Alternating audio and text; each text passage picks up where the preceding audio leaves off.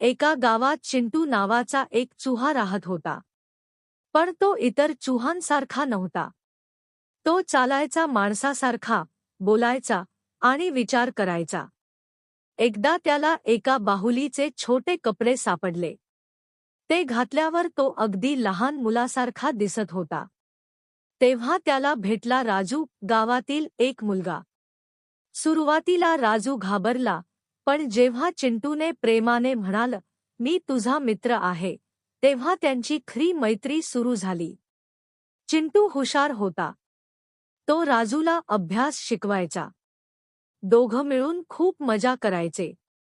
पण गावात चर्चा सुरू झाली, "एक बोलणारा उंदीर आहे," लोक घाबरले. राजूने सर्वांना समजावलं, "तो चांगला आहे, माझा मित्र आहे." शेवटी गावक्यांनी चिंटूला स्वीकारलं. आता तो गावातला लाडका शिक्षक झाला होता, एक लहानसा पण महान चुहा. कधी कधी मोठेपणा उंचीवर नाही, मनात असतो.